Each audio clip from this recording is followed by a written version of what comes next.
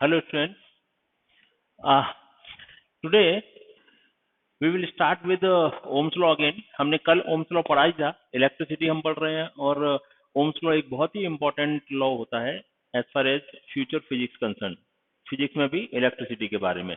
तो कल जो हमने पढ़ा था वो ये था कि अगर कोई सर्किट है, सपोज ऐसा हम कोई सर्किट बना दें, इसमें एक ऑन ऑफ स्विच है, कोई बैटरी का सोर्स लगा हुआ है, ये प्लस माइनस.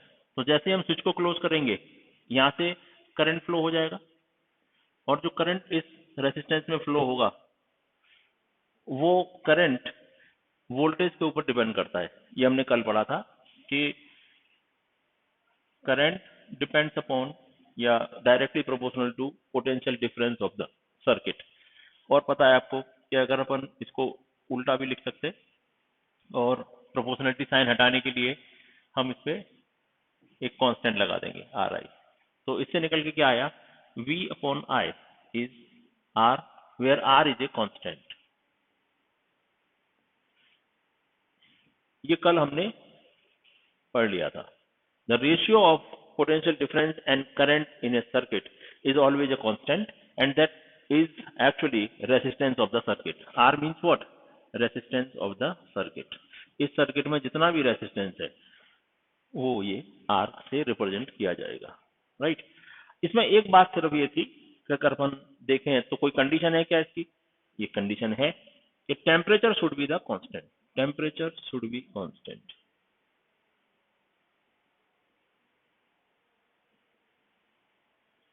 अच्छा, और अगर टेम्परेचर कांस्टेंट नहीं है तो क्या होगा? अगर टेम्परेचर बढ़ रहा है सपोज या कम हो रहा है तो उसका क्या इफेक्ट पड़ेगा? तो वो एक सेंटेंस में आपको आज बता देता हूं. इफ टेम्परेचर इंक्रीजेस,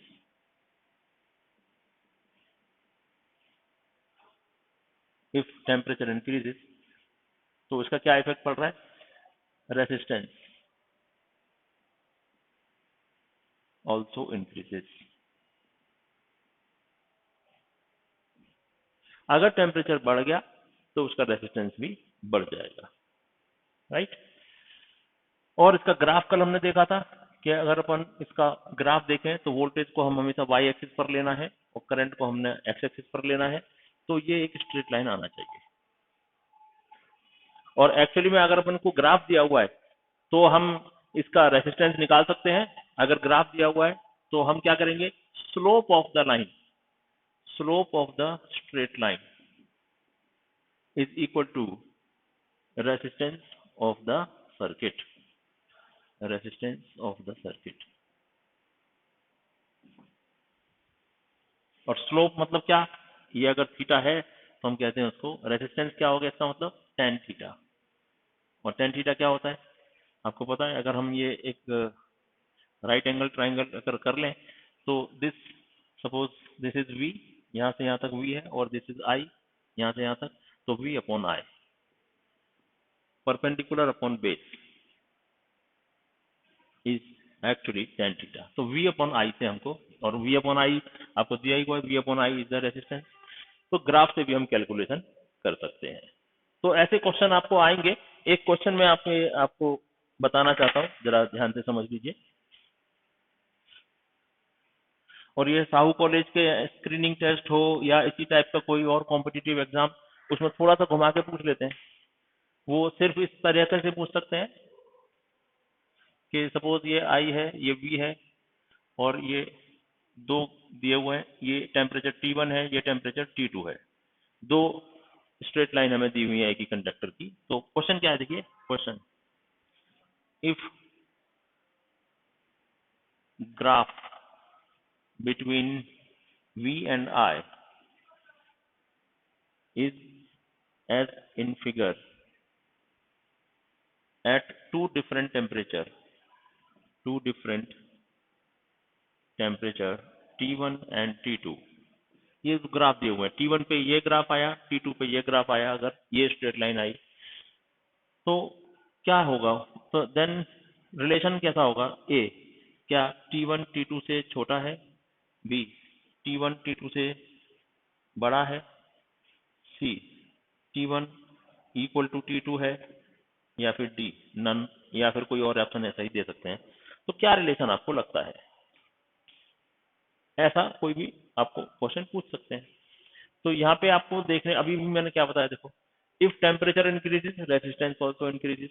तो अगर हम इसके दो केस बना ले, ये है ए और ये है बी, तो केस, अब यहाँ पे देखो ना, ये है θ1 और ये है θ2, तो किसका स्लोप ज्यादा है? T1 has more slope than T1 has more slope than T2. It means at T1 resistance is more.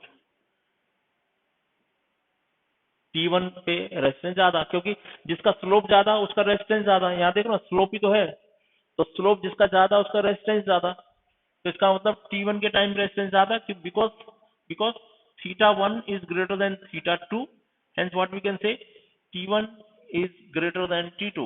क्योंकि टेम्परेचर ज्यादा है तभी तो ये स्लोप इसका ये है और इसका स्लोप ये है। या फिर इसी जगह पर अगर हम दो पॉइंट बना लें तो ये ज्यादा है ये कम है, राइट। तो फिर समझ में आ गया हमको, T1 is greater than T2, so this is the correct option। जिसका स्लोप ज्यादा उसका रेजिस्टेंस ज्यादा, यहाँ से पता चल रहा है। और रेजिस्टेंस ज्यादा कब होता है? जब टेम्परेचर ज्यादा हो। लिखा तो है, if temperature increases resistance will also increase, so we can say clearly T1 is greater than T2। अभी हमने बात रेजिस्टेंस की, तो हम वापस से रेजिस्टेंस की बात करते हैं। आखिर ये रेजिस्टेंस है क्या? हमने ये तो बात कर ली, the ratio of V and I, volt potential difference and current के रेशियो को हम रेजिस्टेंस कहते हैं। लेकिन ये रेजिस्टेंस एक्चुअली में क्या है वो देखते हैं।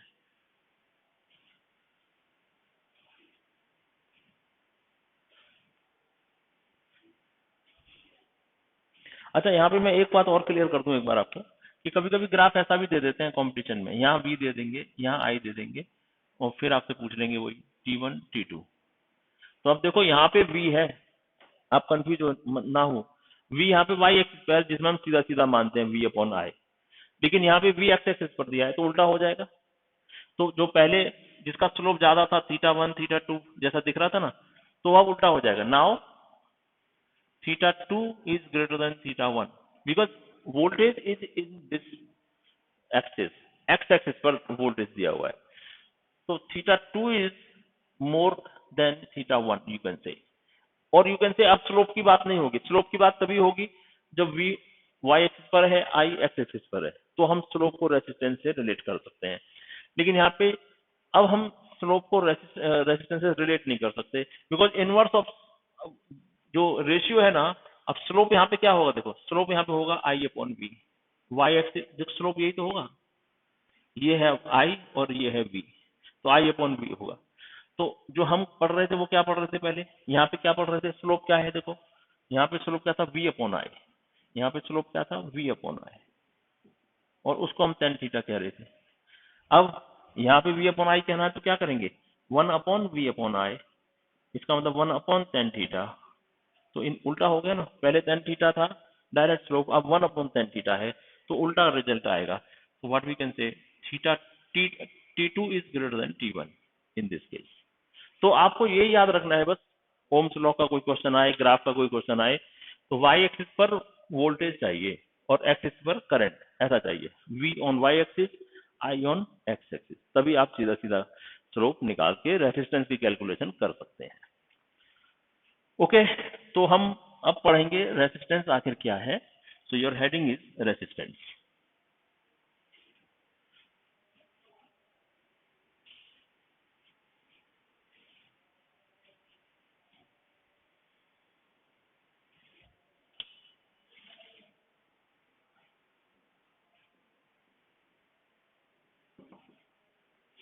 और आपको पता है, हम जब रेजिस्टेंस की बात करते हैं तो हिंदी में रेजिस्टेंस का मतलब विरोध, विरोध करना।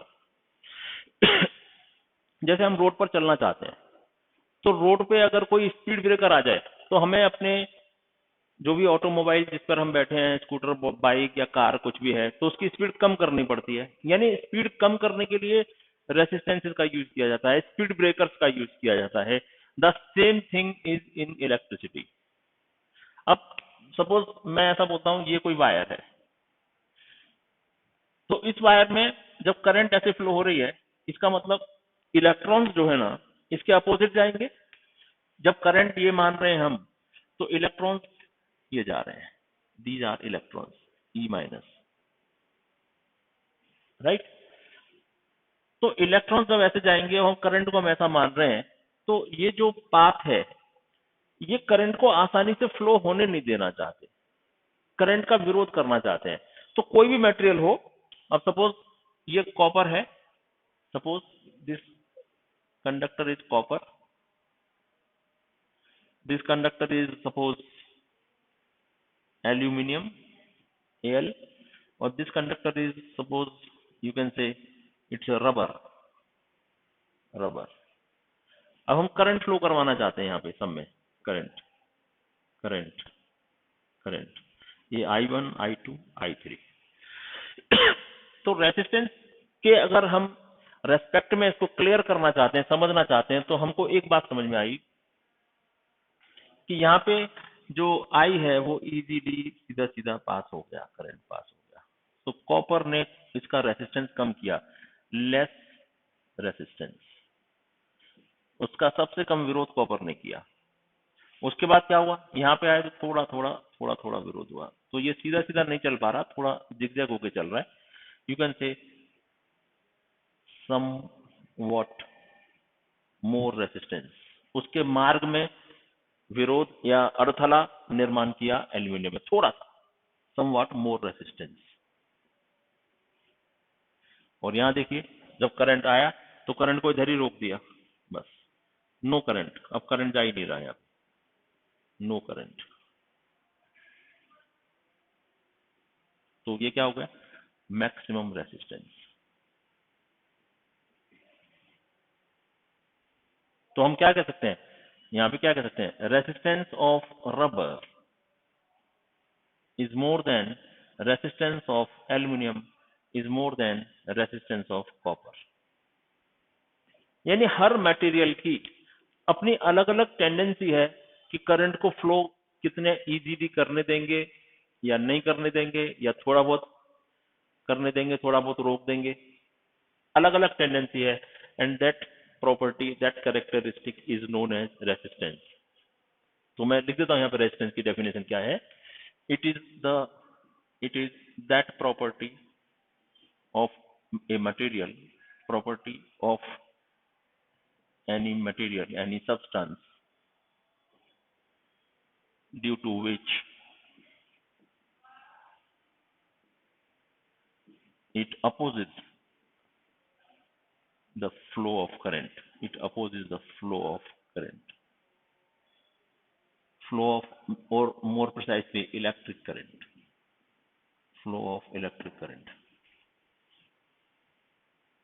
तो एग्जाम्पल के तौर पे अगर देखें तो सिल्वर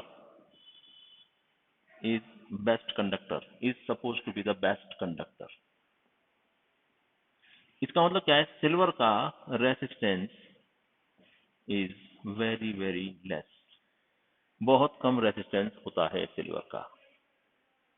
और क्यों होता है वो, इसमें फ्री इलेक्ट्रॉन ज्यादा होते हैं, जिसमें फ्री इलेक्ट्रॉन ज्यादा होंगे, फ्री इलेक्ट्रॉन ही तो हैं जो इधर से उधर जा रहे हैं। अब करंट ऐसे जा रहा है मतलब फ्री इलेक्ट्रॉन इधर से इधर आ रहे हैं, इधर से इधर आ रहे हैं। तो रबर में इसका मतलब फ्री इलेक्ट्रॉन बहुत कम है, सिल्वर में फ्री इलेक्ट्रॉन बहुत ज्यादा है, कॉपर में ज्यादा है, एल्यूमिनियम में कम है, रबर में शायद बिल्कुल नहीं है या बहुत ही कम है, ऐसा कह सकते हैं, राइट। तो ये रेसिस्टेंस है, और रेसिस्टेंस सबसे कम होता है सिल्वर का, यू कैन से, या फिर डिफरेंट टाइप के जो मेटल्स हैं उनका रेसिस्टेंस कम होता है, एलॉयज का उससे ज्यादा होता है, और इंसुलेटर जो जाने नहीं रबर जैसे, उनका तो रेसिस्टेंस बहुत ही ज्यादा होता है, और यू कैन से इनफाइनाइट होता है, राइट। तो हम फाइनल लिख देंगे यहाँ पे, resistance of metal is more than resistance of alloys is more than resistance of insulators, right। अच्छा, अब रेजिस्टेंस को आपने रिप्रेजेंट करने के लिए क्या लेटर चुना है? Resistance is represented by R, और उसका एसआई यूनिट क्या है या फिर यूनिट क्या है? You can say R is what, V upon I, इसका मतलब वोल्ट अपॉन एम्पियर कह सकते हैं, और you can say V upon A, और इसी को हम दूसरा नाम भी देते हैं, और वी कैन से ओम। ओम साहब ने चूंकि लॉ दिया था इसलिए उनके नाम पे इसका जो यूनिट है वो ओम रख दिया गया, और इसके लिए ग्रीक लेटर ओम इसका भी यूज किया जाता है।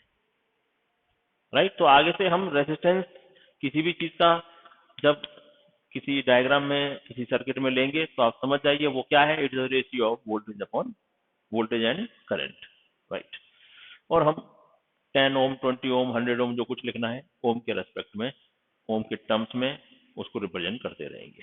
तो ये था रेजिस्टेंस। अब सवाल ये है आखिर ये रेजिस्टेंस किस किस चीजों पे या किन फैक्टर्स पर डिपेंड करता है? क्या सभी का रेजिस्टेंस सेम होगा या सबका अलग अलग हो सकता है? अब ऐसा देखा जाए, ये सपोज मैं एक बात कहूं, ये कॉपर है, इसकी 1 मीटर लेंथ है, ये कॉपर वायर है, तो इसका रेजिस्टेंस सपोज 10 ओम है, लेट सपोज कर लिया। तो अगर मैं कोई एक बड़ा वायर ले लूं कॉपर का जिसकी लेंथ 2L है या 2 मीटर है, पहले 1 मीटर था तो अभी 2 मीटर है, बाकी सब सेम है, उतना ही थिकनेस है, सब है, तो इसका रेजिस्टेंस कितना होगा? क्या 10 ओम ही होगा? क्योंकि ये है तो कॉपर ही ना, कॉपर ही है दोनों भी, तो क्या इसका रेजिस्टेंस बदलेगा या वही रहेगा? तो रिसर्च से पता चला, कैलकुलेशन से पता चला, अरे भाई ये रेजिस्टेंस 10 ओम है लेकिन इसकी लेंथ बढ़ गई तो रेजिस्टेंस फिर बढ़ गया, समझ लो। यानी इसका मतलब रेजिस्टेंस सब्सटेंस अलग बात हो गई, उसका मटेरियल एक ही है ये अलग बात है, लेकिन उसकी फिजिकल कंडीशन, लेंथ ज्यादा है तो फिर उसका रेजिस्टेंस भी चेंज होगा, उसकी थिकनेस यानी जाड़ी ज्यादा है, कोई अब ये पतला वायर है, कोई ऐसा भी वायर हो सकता है ना जाड़ा, ये है वायर एक जाड़ा वायर, तो इसका रेजिस्टेंस कितना होगा? तो अलग अलग उसकी फिजिकल डायमेंशंस के ऊपर भी रेजिस्टेंस डिपेंड करता है, तो उनको हम पढ़ लेते हैं वो किन कौन कौन सी चीजें होती हैं। राइट, तो मैं पहले ये रब कर देता हूं फिर आपको बताऊंगा। ये देखिए, resistance depends upon following factors.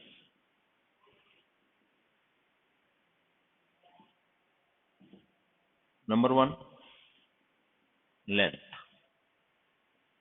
Of the conductor. जो भी हमारे पास कंडक्टर है उसकी लेंथ कितनी है इस पर डिपेंड करता है। अगर लेंथ ज्यादा है तो रेजिस्टेंस भी ज्यादा होगा, लेंथ कम है तो रेजिस्टेंस भी कम होगा। तो हम लिख सकते रेजिस्टेंस इज डायरेक्टली प्रोपोर्शनल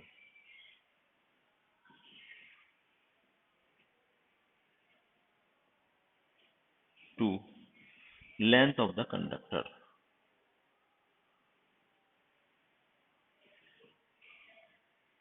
मतलब R is directly proportional to length of the conductor. ये हो गया इक्वेशन 1। फिर उसकी थिकनेस की बात करें कि क्या कंडक्टर की थिकनेस बदलने से उसके रेजिस्टेंस पर कोई इफेक्ट पड़ेगा? तो एक्सपेरिमेंट जब किया गया तो पता चला हाँ उसका भी कुछ ना कुछ इफेक्ट पड़ने वाला है। तो हम लिख देते हैं एरिया ऑफ क्रॉस सेक्शन या थिकनेस, थिकनेस ऑफ कंडक्टर, और इसको मैं ब्रैकेट में एरिया लिख दूँ। थिकनेस मतलब क्या, एरिया उसका बड़ा हो गया क्रॉस सेक्शन का, तो इस पे भी डिपेंड कर रहा है। तो कैसे कर रहा है वो लिख देते हैं, resistance is inversely proportional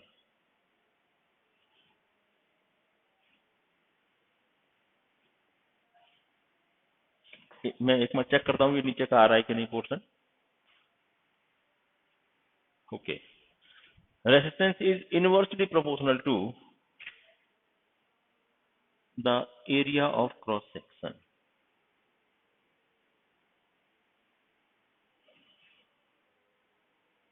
area of cross section, तो क्या हुआ इसका, resistance is inversely proportional to area. ये नंबर 2 बार। तो 2 इक्वेशन हमारे पास है, 2 चीजों पे डिपेंड करता है। और तीसरी बात, हालांकि है तीसरा फैक्टर, लेकिन उसका फॉर्मूले में कोई यूज नहीं है, लेकिन हमें थ्योरेटिकल तो समझना ही चाहिए। तो रेसिस्टेंस ऑल्सो डिपेंड्स अपॉन, जो अभी अभी हमने बताया था टेम्परेचर, उसका भी इफेक्ट पड़ता है। तो resistance also depends upon the temperature. R increases with temperature increases. Temperature अगर बढ़ गया तो रेजिस्टेंस भी बढ़ जाएगा, इंक्रीज हो जाएगा। तो इक्वेशन 1 और 2 से हम क्या रिलेट कर सकते हैं? So from equation 1 and 2 we have,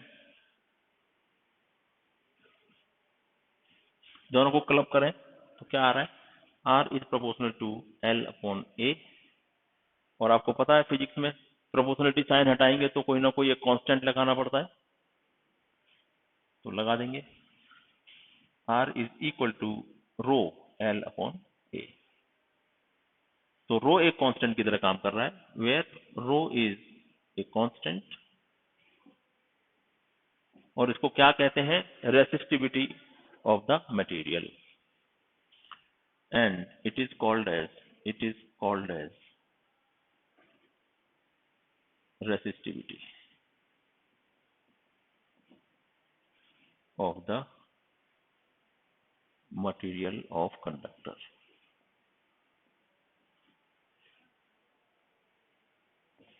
ये मटेरियल पे डिपेंड करता है, कंडक्टर पे डिपेंड नहीं करता। कंडक्टर तो ठीक है, कंडक्टर तो हम उस वायर को कहते हैं, उस ऑब्जेक्ट को कहते हैं जिसमें इलेक्ट्रिसिटी फ्लो हो रही है, करंट फ्लो हो रहा है, लेकिन वो किसी चीज का तो बना है। तो जिस चीज का बना है वो कॉपर का, एल्यूमिनियम का या फिर आयरन का, तो उसके मटेरियल पे डिपेंड करती है रेसिस्टिविटी, राइट। तो अभी हम बात करेंगे इसके बारे में भी। 2 वर्ड हमारे पास आ गए सामने, रेसिस्टेंस और दूसरा क्या है? रेसिस्टिविटी। कुछ बच्चे इसमें कंफ्यूज हो जाते हैं, तो खैर आपको फिलहाल ये आर की बात तो समझ में आ गई होगी। रेसिस्टेंस को हम किसी को भी कैसे कैलकुलेट करेंगे? रो एल अपॉन ए। रो किसी का भी फिक्स होता है, इट इज ए कांस्टेंट। उसकी कंडक्टर जो भी हमको दिया गया है उसकी लेंथ कैलकुलेट करो, या फिर दी गई होगी। एरिया देखो क्या दिया हुआ है, दोनों का रेशियो ले लो और उसको रेसिस्टिविटी से मल्टीप्लाई करो, और रेसिस्टिविटी एक कांस्टेंट वैल्यू है, वो दी जाएगी। जैसे आपको पता है ना, जी हमको दिया जाता था, जी इक्वल टू व्हाट, 9.8 मीटर पर सेकंड स्क्वायर। ये फिक्स है, यही रहेगा कैलकुलेशन करते समय। तो ऐसे ही रेसिस्टिविटी भी ना, ये गिवन होगी, आपको क्वेश्चन में गिवन दी जाएगी, आपको बिल्कुल भी याद करने की जरूरत नहीं है। ओके, अब हम रेसिस्टेंस और रेसिस्टिविटी का डिफरेंस समझेंगे।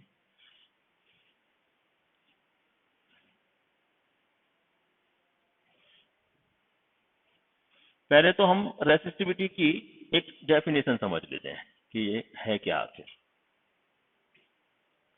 देखिए, हमारे को क्या मिला था रेसिस्टिविटी में?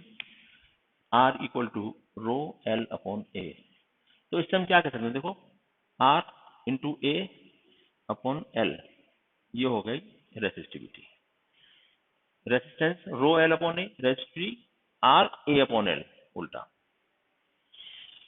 अगर हम यहाँ पे अगर ऐसा देखें, if length is 1 metre, area is 1 meter square, then resistivity will be equal to resistance। ये देखो दोनों 1 1 हो गए रखने से। मतलब रेसिस्टिविटी क्या है? Resistivity of any material is the resistance of that conductor, resistance of that conductor who has unit length and unit area of cross section। अगर किसी कंडक्टर का हम यूनिट लेंथ ले लें और एरिया ऑफ क्रॉस सेक्शन भी unit हो, तो समझ लीजिए उसका रेसिस्टेंस जो होगा वो इसकी रेसिस्टिविटी होती है। तो मैं इसका एक डेफिनेशन टाइप का लिख देता हूं। Hence resistivity of any conductor, resistivity of any conductor is the resistance of that conductor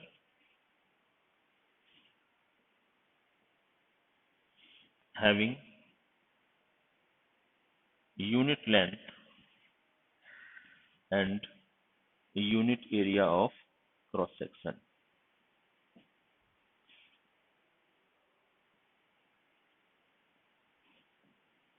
unit length and unit area of cross section. इसका मतलब क्या हुआ कि अगर सिर्फ लेंथ इंक्रीज कर दें और एरिया वैसा का वैसा ही है तो भी क्या फिक्स रहेगा, चेक कर लेते हैं। देखिए रो क्या दिया हुआ है, R L upon A, R A upon L, right. तो अगर हमने किसी ऑब्जेक्ट का सिर्फ लेंथ बढ़ा दिया, एरिया नहीं चेंज किया उसका, सिर्फ लेंथ बढ़ा दिया, तो क्या होगा, देखो कैसे बढ़ सकता है। ये लेंथ है सपोज 1 मीटर की, हमने और लेंथ बढ़ा दी, और लेंथ बढ़ा दी, इसका मतलब या तो हम इसको स्ट्रेच करेंगे, खींचेंगे लेंथ बढ़ाने के लिए, और अगर अपन किसी वायर को खींचते हैं तो आपने देखा होगा ऑटोमेटिकली उसका एरिया कम हो जाता है, वायर पतला हो जाएगा, खींचते खींचते पतला होता जाएगा। या फिर हम और एक वायर लाके इसके साथ जोड़ दें, तो हम क्या कर सकते हैं, देखो टू इंक्रीज लेंथ दो पार्ट, आइदर स्ट्रेच इट, और दूसरा काम क्या कर सकते हैं, और ऐड सम मोर वायर, या तो इसको स्ट्रेच करें या तो इसमें और वायर ऐड करें। ठीक है, अगर हम स्ट्रेच करेंगे तो क्या होगा, if stretched then area will become less, पतला हो जाएगा कंडक्टर, एरिया उसका कम हो जाएगा, जो खींच दिया ना उतना वायर उतना ही है, सिर्फ वो खींच रहे, तो खींचने पर वो थोड़ा पतला हो जाएगा। तो देखो इफ एल बिकम 2L, हम डबल लेंथ का खींच दिए, तो एरिया जो है ना, नया एरिया A/2 हो जाएगा, एरिया क्या हो जाएगा, A/2। तो देखो यहाँ पे रख के देख लेंगे इसको, अगर हमने वायर को स्ट्रेच किया तो क्या हो रहा है, देखो तो नई रेसिस्टिविटी क्या आ रही है, रेजिस्टेंस तो वही रखेंगे, एरिया कितना है A/2 और लेंथ कितना है 2L,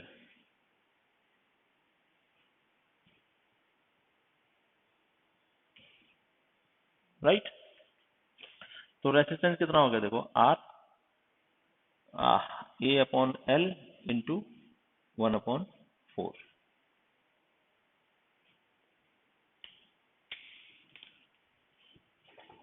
आई एम सॉरी, हम इसकी बात कर रहे थे, रेसिस्टेंस की बात कर रहे थे। रेसिस्टेंस में क्या हो गया, रो L/A, राइट। तो रेसिस्टेंस क्या हो गया, देखो resistance equal to rho, L कितना था 2L और A/2 इसका एरिया, तो इफेक्टिवली हमको R डैश नया क्या मिल गया, रो 2 2 जा 4 L/A, तो R डैश नया रेसिस्टेंस हो गया 4R, रेसिस्टेंस इसका बढ़ गया, 4 गुना हो गया रेजिस्टेंस। लेकिन यहाँ पे आपने देखा हमने रेसिस्टिविटी के ऊपर कोई इसका रिजल्ट नहीं देखा, क्यों, रेसिस्टिविटी का रिजल्ट देखेंगे इसी कैलकुलेशन को हम अगर रेसिस्टिविटी के लिए करना चाहे तो देखिए रो क्या है RA/L, अब नया रेजिस्टेंस क्या आया 4R, नया एरिया क्या है A/2, नया लेंथ क्या है 2L, तो देखो क्या आया 4R इंटू A अपॉन 2 और 2 यहाँ पे 4 इंटू L, तो 4 से 4 कैंसिल, क्या आ गया नया RA/L। तो रेसिस्टिविटी में कोई चेंज नहीं आया। अगर हम किसी वायर को स्ट्रेच कर देंगे तो उसकी फिजिकल कंडीशन बदल गई, और मैंने बताया था फिजिकल कंडीशन बदली तो रेजिस्टेंस बदल गया, और बदल गया रेजिस्टेंस 4R हो गया। लेकिन फिर भी रो जो था ना वो रो ही रहा, रो को हम RA/L लेके चले थे तो भी लास्ट में RA/L ही रहा, क्योंकि हम रेजिस्टेंस बदल गया 4R लिख दिया, एरिया बदल गया A/2 लिख दिया, लेंथ बदल गया 2L लिख दिया, लेकिन ये सब 4 और 4 कैंसिल हो गए और RA/L ही बना। इसका मतलब अगर हम किसी वायर को स्ट्रेच करें तो भी उसकी रेसिस्टिविटी पर कोई असर नहीं पड़ता। तो यही डिफरेंस है कि रेसिस्टेंस और रेसिस्टिविटी में क्या डिफरेंस है। रेसिस्टेंस में change, it may change on changing length और एरिया, कुछ भी चेंज करो चेंज हो जाएगा। But resistivity never changes, it is the it is a fixed value for a fixed material, for a particular material, you can say for a material। अब copper है तो उसकी रेसिस्टिविटी वही रहेगी। अब ये देखो ना, ये कॉपर का टुकड़ा ले लिया तो उसकी रेसिस्टिविटी रो, और अगर ये कर दिया हमने टुकड़ा तो भी इसकी रेसिस्टिविटी रो। हम इतना वायर ले लें सिर्फ तो भी इसकी रेसिस्टिविटी रो। यानी रेसिस्ट, अब इन तीनों का जो आप सामने देख रहे हो ना, रेसिस्टिविटी सेम है। जबकि ये पहले स्क्वायर जैसा था, फिर ये थोड़ा हमने रॉड जैसा बना दिया, फिर वायर जैसा बना दिया, रेसिस्टिविटी में कोई चेंज नहीं आया। लेकिन तीनों का रेसिस्टेंस अलग अलग होगा। इसका रेसिस्टेंस कुछ भी हो सकता है, यानी इसका रेसिस्टेंस R1, इसका रेसिस्टेंस R2 और इसका रेसिस्टेंस R3 हो सकता है। रेसिस्टेंस में differ for different shapes, but resistivity will never change for a particular material. It is a fixed value for a particular material. Copper की रेसिस्टिविटी फिक्स रहेगी, aluminium की resistivity fix होगी, वो change नहीं होगी, रेसिस्टेंस चेंज हो सकता है। राइट? तो आपको समझ आ गया होगा, आई एम श्योर। दोनों भी फॉर्मूले आप ध्यान रखिए, इसके ऊपर हम कुछ क्वेश्चन करेंगे। मैं वापस से लिख देता हूं। रेसिस्टेंस का फॉर्मूला क्या हो गया, rho L upon A. Resistivity का फॉर्मूला क्या होता है, rho equal to R A upon L. इन दोनों में डिफरेंस आप समझ लीजिए। It may change, it will never change, ये चेंज ही नहीं होगा, इसकी जो वैल्यू होगी फिक्स होगी। अगर कोई चेंज आया तो ये आपस में तीनों एडजस्ट करते हैं, ये बढ़ा तो ये भी बढ़ेगा, कैंसिल हो जाएगा, नहीं बढ़ पाया तो ये लेस होगा तो उसको कैंसिल कर देगा। ये एक दूसरे के इफेक्ट को इक्वली न्यूट्रलाइज करते रहते हैं और रेसिस्टिविटी को चेंज नहीं होने देते। रेसिस्टेंस में change but resistivity cannot change, so it is called as specific resistance। हाँ, इसीलिए इसका नाम क्या रख दिया, रेसिस्टिविटी का एक और पर्टिकुलर नाम है स्पेसिफिक रेसिस्टेंस। Specific resistance.